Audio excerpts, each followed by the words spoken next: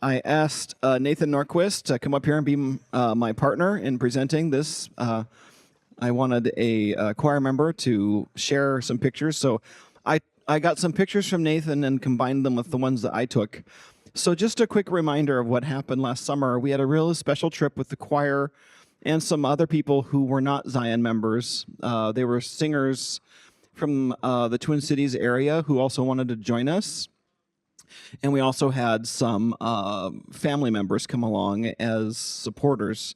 So, for example, Nathan brought his wife and his children along, even though they didn't sing in the choir, and kind of made a cool vacation out of it. That's one way to do the trip, is to bring kind of supporters along. We all fit on one coach, one tour bus, and we drove that throughout Italy and had a wonderful guide named Luigi, who is an Italian, who was our translator and our guide and also our logistics help. Because as you can imagine, moving a choir around a foreign country takes a lot of logistics work with hotels and itineraries and meals and all that stuff. And I think for the most part, we had a real smooth experience and great time with the travel company called MCI. The idea, of course, of these trips is that the singers and the guests don't really see the complexities underneath the surface. They're just able to have a good time. We did have one unforeseen problem where our bus broke down, and we were marooned for about 3 hours, but they handled it. They had a really impressive solution and took care of us really well. So without further ado, I'll talk about our choir trip. It was a combination of a vacation and a tour. And I think a lot of the choir members had never really been on a choir tour before. So there was a learning curve, and some people said, "Why are we learning so much music?" Or "Why are we singing so much?" And I said, "Well, because it's a choir tour." This is what you do on a choir tour, is you sing places and you have to learn music, and you sort of maintain a schedule. That's kind of the deal. But that's what makes it fun, is you're so productive. So it's 1/2 part vacation, 1/2 part tour, and I have a real passion for history and a love of music history in particular and culture. So it was a real rewarding experience for me to see some of these places. So I should have brought a map. I apologize, I didn't. But the route we took was, first we flew into Milan, which is north in the northern part of Italy, and then from there we drove to Venice. And then from Venice, we went to a beautiful and historically important city called Ravenna, which I'll tell you a little bit more about. And then from Ravenna, we went to Tuscany, the region of Tuscany, and stayed in a town called Montecatini, which was kind of like a hub for us. And from Montecatini, we went to Florence and spent a day. And we went to a winery in Tuscany that was just beautiful, eyeball meltingly beautiful. And then from Montecatini, we drove to Assisi, kind of that important pilgrimage city, and we sang there. And then from Assisi, we drove to Rome, which is where we finished. So, Nathan, do you want to add anything to my exposition? No, not now. Thanks for all of your help so far. So the first place we went was Venice, which impressed me just with how large it was. This is the Great Canal. Venice, of course, has hundreds, maybe thousands of canals throughout it. We didn't sing in Venice except for St. Mark's, San Marco. But do you want to add anything about Venice or your impressions of it? Hold the microphone right up to you. All right. Yeah. Well, we sang at St. Mark's, which was impressive. It was that was our first singing experience, and you had told us that it was going to be a different experience to sing in these cavernous buildings, and it was. It was really neat to hear our voices mixing together and resonating as well. This is my family, and so yeah, we went on a gondola ride. We went on a gondola ride. Yeah. That was after we sang. We sang very early in the morning. Okay. Yeah. So here's Nathan and his family.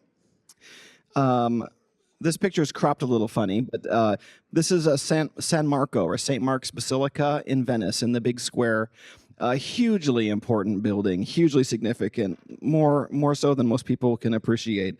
It was built in the. It was started. They started building it in the 11th century, and then it was finished in the 12th century, and then it was added on to. It's really a Byzantine church built by Byzantine artisans from Constantinople. Of course, Constantinople doesn't exist anymore. It's Istanbul today, and it's governed by the Turks. The Turks, of course, if you remember your history, conquered Constantinople in 1453 and have ruled it ever since. And they either tore down all the churches or converted them into mosques.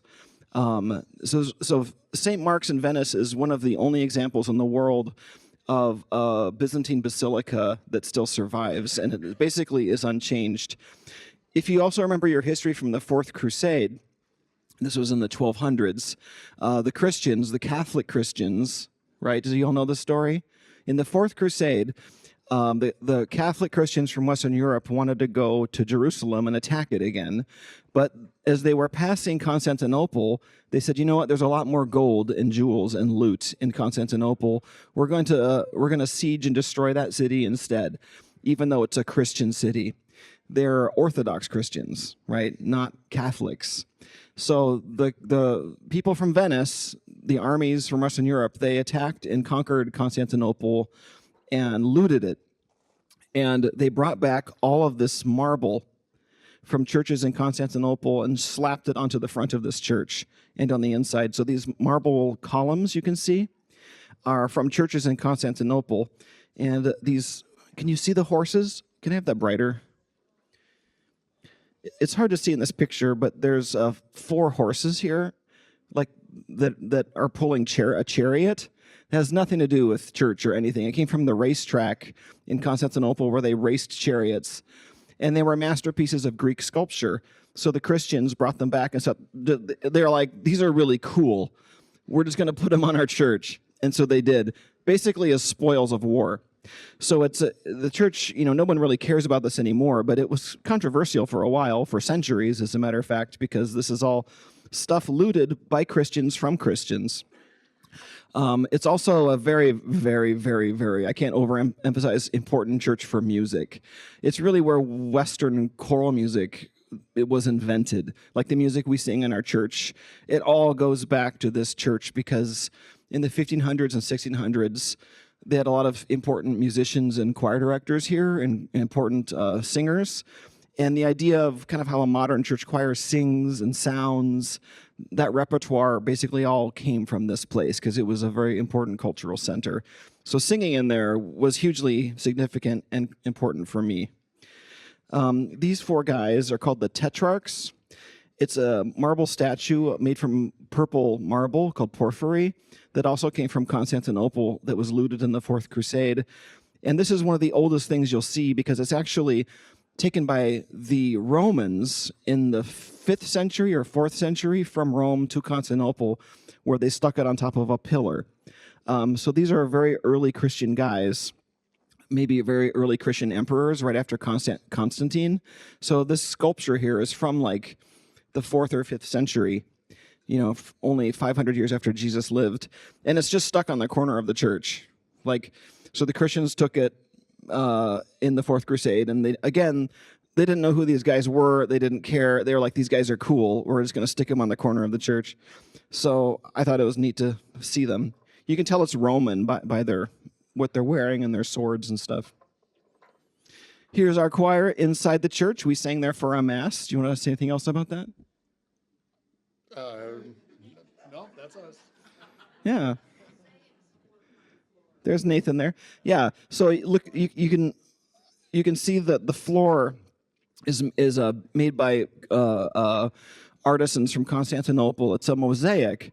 These are all tiny, tiny little pieces of ceramic tile made into geometric patterns. Millions of them. The whole floor is like this, and the church is enormous. Millions. And they're made into like little optical illusions and little geometric shapes. It's really amazing. They're supposed to look like a rug, right? Like a carpet, but it's stone. And it's been down there for 800 years. This is the interior. It really, of course, it's ridiculous to look at a picture because it doesn't do it justice.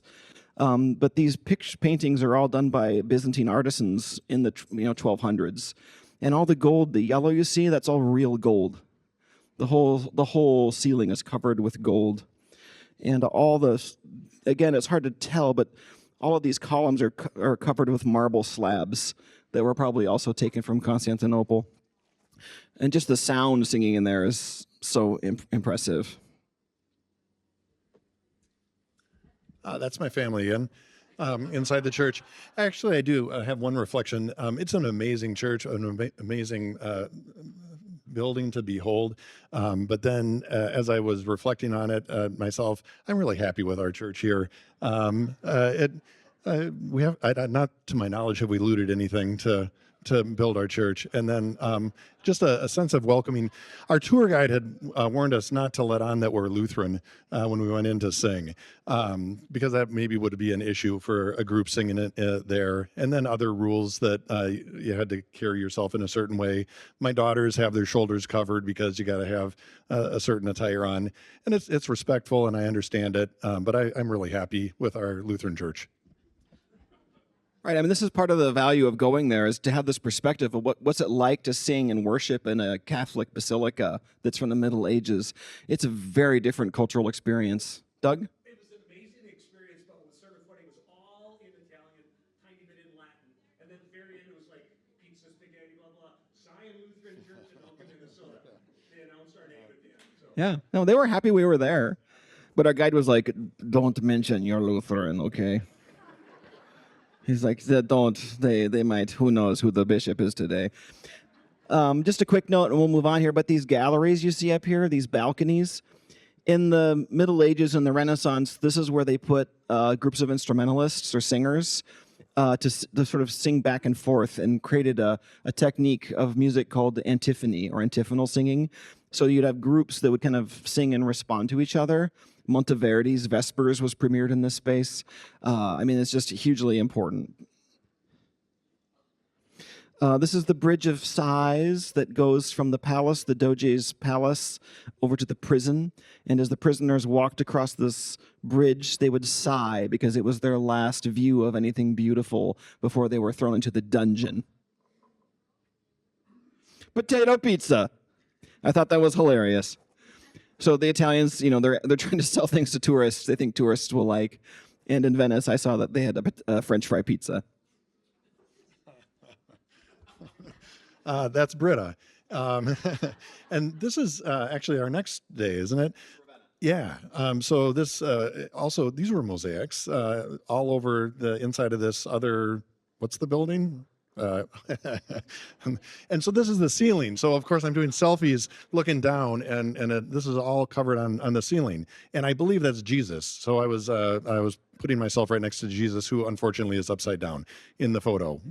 Yeah. And I did another one with Peter because we were there during the festival of St. Peter. Right, but Peter was on the ceiling, so I did take a picture with Peter as well. I was putting myself with the saints, but this was an amazing building as well to see and to sing in. So we went from Venice to Ravenna to sing. They only let us sing 3 minutes, and they brought us in there, and because they were doing tours, and the people facilitating the church looked at me and they said, "Okay, now 3 minutes. That's all we got." I'm really proud that we visited here personally. This is a place I've been fascinated with for a long time. It's an ancient church. You will probably never sing or see a more ancient church. It was built in the 300s, finished in the 400s. It's called the Basilica of Ravenna. The Basilica, I'm forgetting the actual name of the place. What's it called?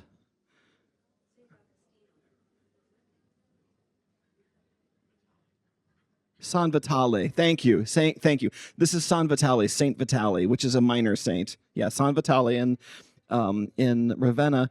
So the church was built very early in the Christian church, right? About 1,700 years ago, 1,700 years ago. And it's the same as it was then, and it's particularly world famous for these mosaics that Justinian, Emperor Justinian of the Byzantine Empire, who's right there, he commissioned these for I think it's his sister when she died. So again, these are mosaics that are still studied by art historians today, and you'll see in many history books, because they're almost photorealistic, and they're made out of these tiny, tiny, tiny little tiles. And these are portraits. These are all real people. They've been researched. Like, they actually know their names. So on his left are his generals and military advisors. You can see the soldiers. And this was a famous general who reconquered the Western Roman Empire for Justinian. And over here are the religious guys, so the bishops and the priests of his empire. And they're all united together right around him. And he's, God's representative on earth. And he's got all his imperial regalia on and everything. It's just astounding to see that. And then we sang There Was a Beautiful Place to Sing, and then we went to Tuscany and visited this beautiful medieval village called San Gimignano that's famous for all of these medieval towers that the various families would build to compete with each other to see who could build the biggest tower. They originally had a military purpose, right, for defense, but now they're throughout the Middle Ages, they sort of became like a status symbol. So every family would have their own tower.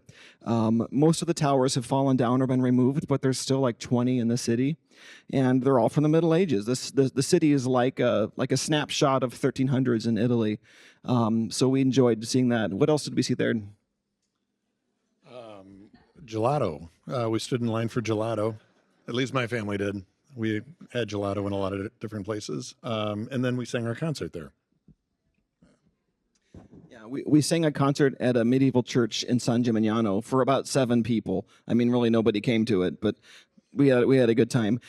I warned Mary Jo that there probably wouldn't be organs or instruments there to play, but you never really are sure. So we get into this church and that we were told had some kind of keyboard.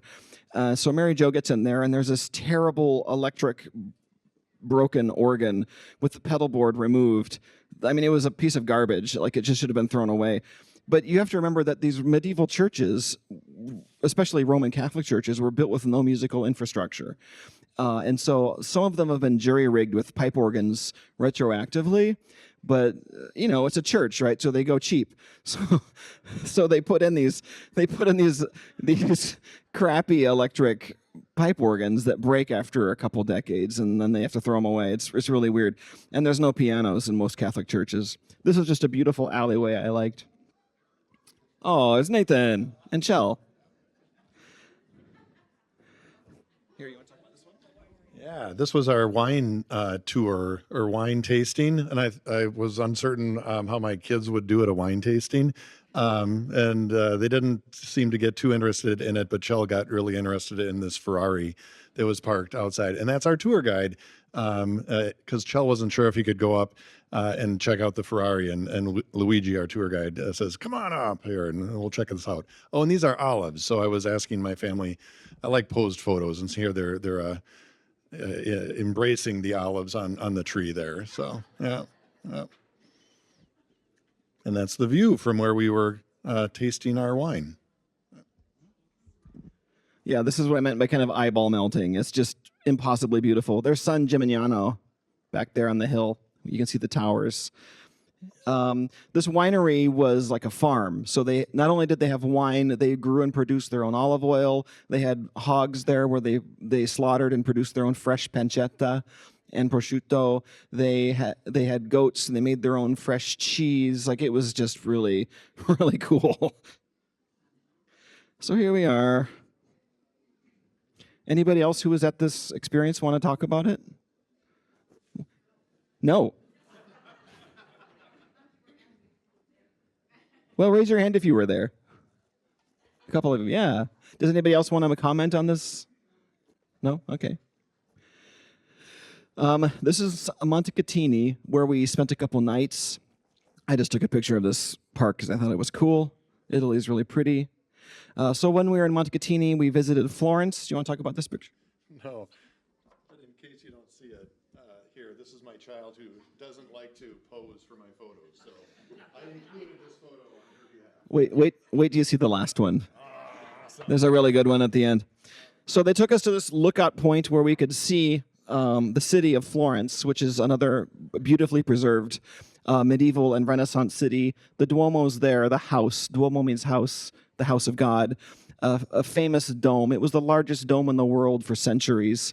And they passed a law that no building in Florence could be higher than the Duomo.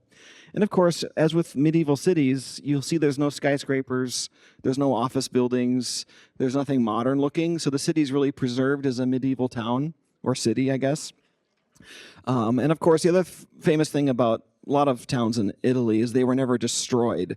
So like in World War II, Florence wasn't bombed into oblivion and burned like most medieval cities in France and Germany and Poland, right? I mean, a lot of Europe was just completely destroyed. You may not realize this, but a lot of the medieval cities you'll visit in Germany and France and Poland, they're sort of, I don't want to say they're fake, but they're like reconstructions. They're duplicates of what used to be there that they rebuilt because it was all destroyed. So that you'll visit a medieval city in Germany and it's not really medieval, it's like 70 years old. But Florence is real. The Duomo is just astounding. It's just this huge, huge, incredible cathedral. And I've been to Italy now twice, and I've never gotten inside because there's always a huge line, and you can't get in unless you wait for hours. Hugely important for music too. This was just a beautiful cafe I went to for lunch in Florence. I mean, there's so many places like this. I was like, what an amazing place. I just went in there and they gave me this amazing pasta and I'm in this medieval cafe, right? I mean, it was just beautiful and cool.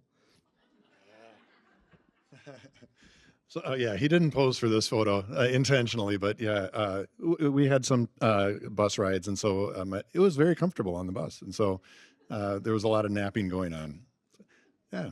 Oh, and this is another post photo. This is awesome. I forgot that I submitted this one, but if you look at the statue behind, the woman is unclothed, but she's posing in the same way that Ingrid is here. Ingrid left her clothes on for the photo, but otherwise was trying to mimic the woman in the statue. This is in the Doja castle. Yeah, yeah. Mm-hmm. Chell did pose as the David in one of the photos, but it didn't turn out quite the same way. So I submitted this one both because it turned out better, and then because we're catching David from the side, so it's not full frontal for a Lutheran church here. Oh, David and Goliath. David, the statue in the background. What's interesting about this? Does everybody recognize that? Just tell them what that is. That statue that Michelangelo carved from a single piece of marble, and if David really looked like that, wow, he was quite a specimen, I guess. But, but otherwise, yeah. It's one of the most famous pieces of art in the world, right? Yes.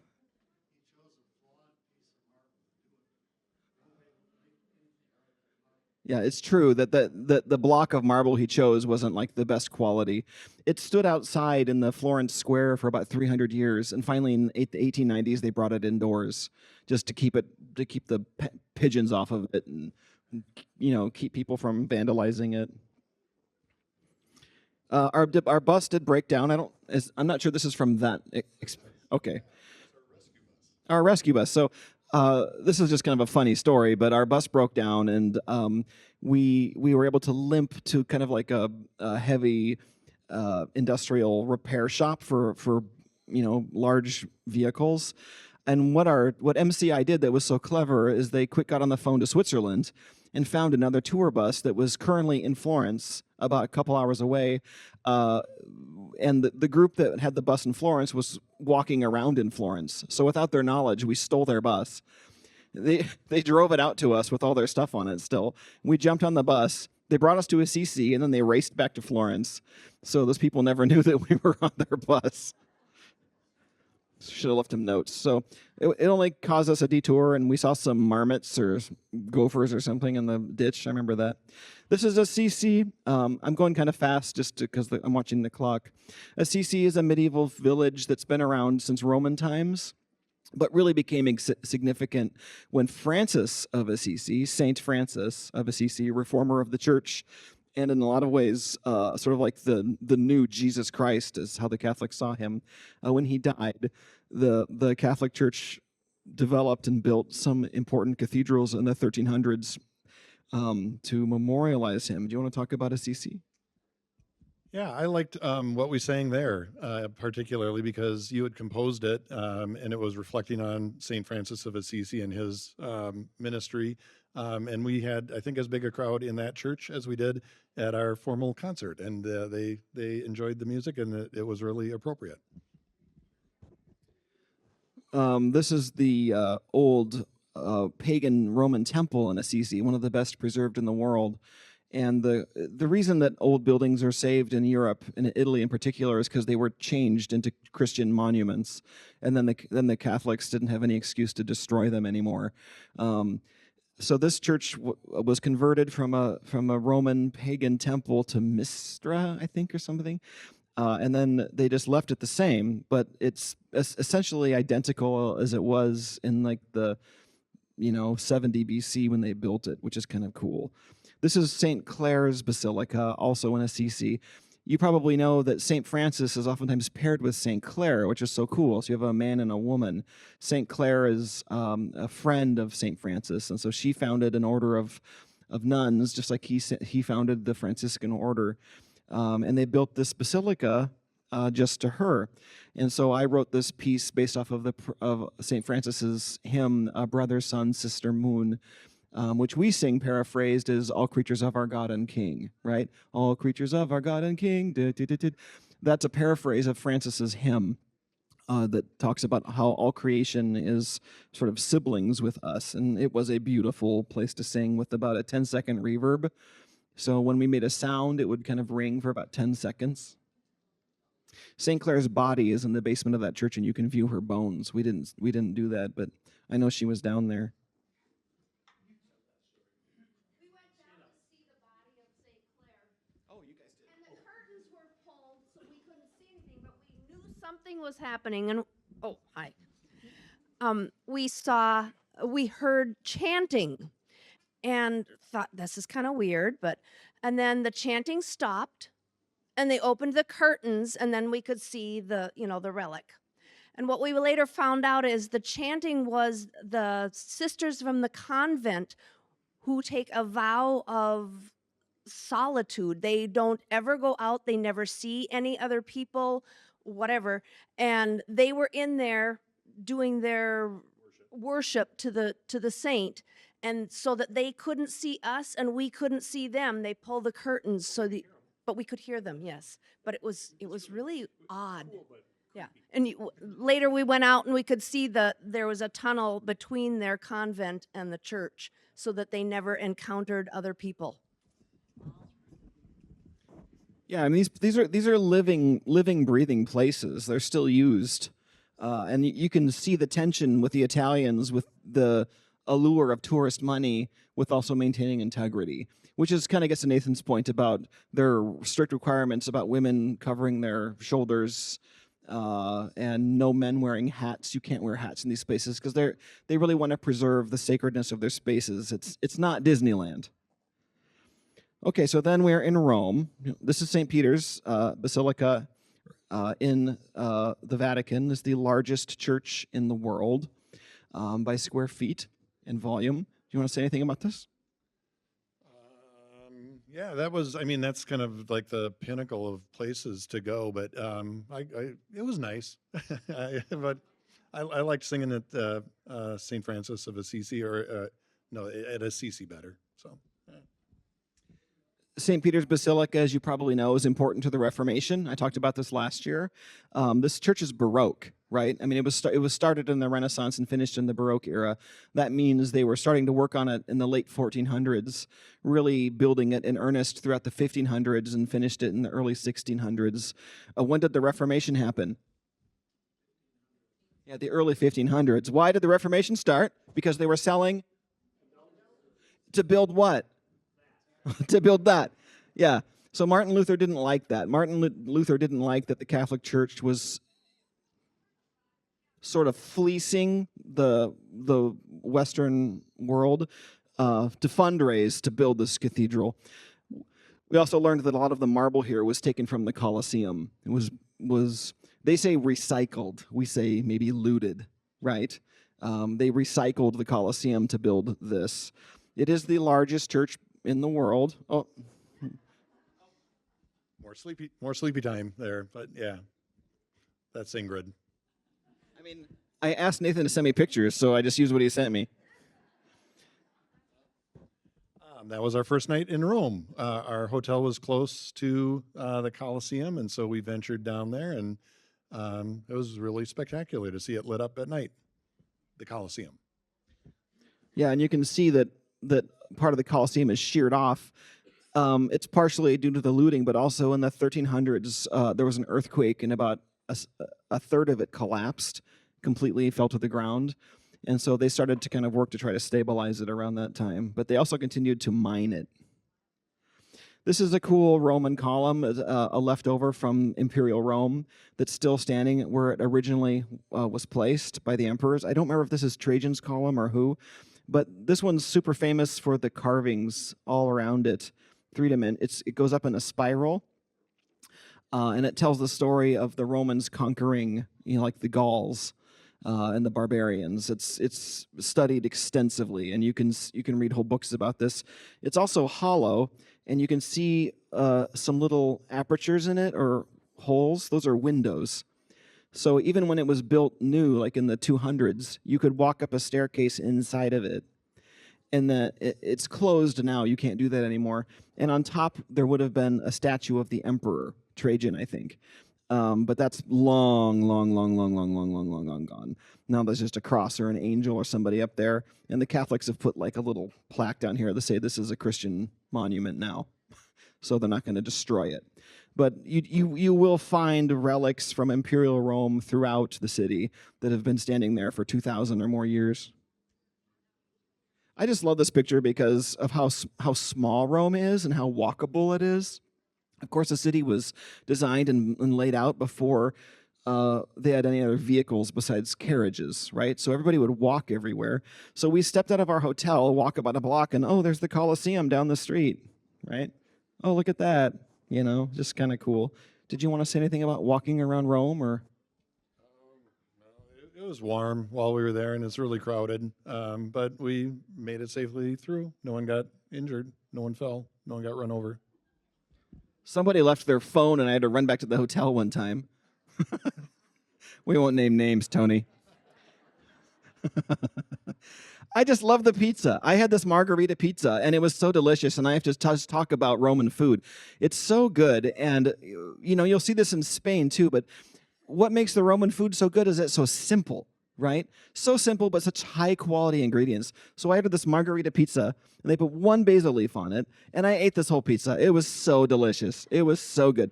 The dough, it was crispy but soft, and the cheese was fresh, and the tomato sauce is savory and so good. In America, I'm just going to lecture you for a second, but in America, we smother our food, right, with sauces, and how many toppings can you put on, and, how many layers of cheese, and, come on, stop it. Just give me something simple and really good and made with passion and love, and that's all you need, right? Don't get me started about sushi. Sushi rolls covered in mayonnaise, come on. So another just delicious food, and it's super cheap. Like I ordered this for dinner, and it was like, 15 euros, which is like $17. Like, and they serve these whole shrimp, which you can have to take apart, which is also kind of fun. So this is going into St. Peter's at the Vatican, and we got our own entrance as the choir, and that's my family waiting in line to go through security. And you can't see, Ingrid's got a top on. They had to get like a clothing check. So Britta's got her shoulders covered enough. Ingrid passed the clothing check and didn't get assigned a shawl to wear, but then did get scolded by a nun inside because the back was open, which was way too much skin to be revealing in St. Peter's. But there they are waiting as we are bypassing them and going in with the choir. And the Pope came out and waved. Some of us were able to see the Pope. He waved from his balcony in St. Peter's Square.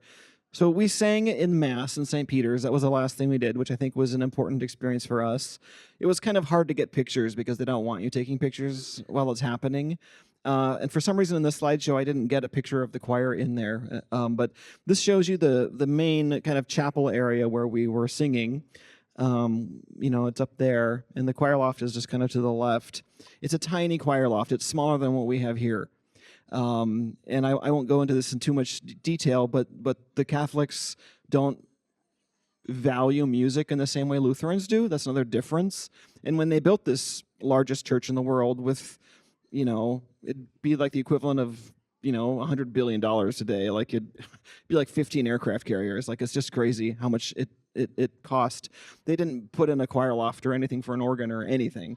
So the organ that they have in there is just set on the floor, and it's smaller than the organ we have for the largest church in the world. And there's a little tiny set of bleachers in front of the organ that can maybe seat maybe 25, 30 people. About the same size or smaller than our loft upstairs. It's remarkable. And their choir is just 3 guys in suits singing into microphones like this. And that's it. Like it's really kind of weird, but it's also different. They had incense, we heard preaching, it was kind of cool. This shows you some idea of how big the place is. So there's letters up here. I don't know if you can see these Roman numerals. They're all like 6 feet tall. Just to give you perspective, it's hard to appreciate how huge it is. So when we're singing for the Mass at the front of the church, all this other stuff is happening in the church that they don't even know that we're worshiping because it's so big. It's like being inside, I don't know, 30 or 40 Zion sanctuaries, maybe more. It's just huge. Does anybody else want to comment on St. Peter's Basilica? It is cruciform. Yeah, it's a cruciform shape nave. So there's a long. This is the long nave. Yeah. So down there at the end, you can see these giant, massive doors. That's the main entrance. But there's several sets of those doors along the back. There's a large narthex down there too, and then there's the enormous transepts that form the arms of the cross. And it's just the whole thing is covered in sculptures and stuff. And St. Peter's tomb they don't call it an undercroft, but there is a tomb area underneath it where you can go see supposedly where St. Peter's actually buried and stuff. Do you want to comment on this? Do you remember what this was? Yeah, that was on the road in the square. What's it called? St. Peter's Square. These were made out of, was it sawdust shavings? Flower petals. So these like not a mosaic, but anyway, some people would inadvertently not watch where they're walking and walk right through it, and it would just disintegrate as they walked through it. And as the day progressed, the wind was blowing it, so it disappeared by the end of the day. But they were nice. Oh, and this was the day of St. Peter, Festival of St. Peter, something like that. Yeah, it's the Feast of St. Peter. So they had all this special stuff out. There were like 6 of these giant mosaics made of flower petals on the ground, and they were just there for the day, and then they just blew away, or they sucked them up with a vacuum cleaner or whatever. They had St. Peter. It was kind of cute. I don't think the Catholics meant for it to be cute, but there's this big sculpture of St. Peter in the basilica, and they put like a crown on him and like a little chasuble, they put like a coat on him, like they kind of dressed him up just for the day, and they're like, this is just for today. You can see St. Peter has all his regalia on, and then they take it off at the end of the day. I thought it was kind of funny because it's like almost like a doll. I just took this picture in Rome just because Rome is beautiful. Just a street, just a beautiful street. They're all like this. You have these balconies. A lot of the buildings are from the 1600s and 1700s, just where people live. Rome, to me, more than other cities like Florence and Venice, really feels like a living, breathing city. A lot of those other places are so heavily tourist destinations that a lot of the locals have left. San Gimignano, that city with the towers, there really aren't any locals who live there anymore. You don't see women going out with their laundry. Rome is a living, breathing city with just everybody just hanging out. This is Florence, actually, and that's that bridge that I don't know the name of. Yeah, yep. So the Norquist family posing with the bridge. So yeah, on our tour. This was before the skies opened up and we got poured on for an hour or so. But yeah. I wasn't sure what this picture was from, but yeah, that's the Golden Bridge It's kind of hard to see back there, but it's a famous bridge in Florence where merchants still sell stuff. Look at Britta in this one. She did that in all the photos, so it's not like we picked the bad photos. She insisted on crossing her eyes and like making goofy faces. So anyway, she gets to own her photos. Yeah. This was our last day in the Vatican. We all had a pizza dinner. I need to run upstairs and get ready for the worship team. I'm going to let Nathan continue and finish the conversation. Ask him questions, raise your hand if anybody else wants to talk, but this is the last slide, so I'll just leave that on, and you guys can finish when you're done. Yeah. I don't really, yeah. Thanks, John. Yeah.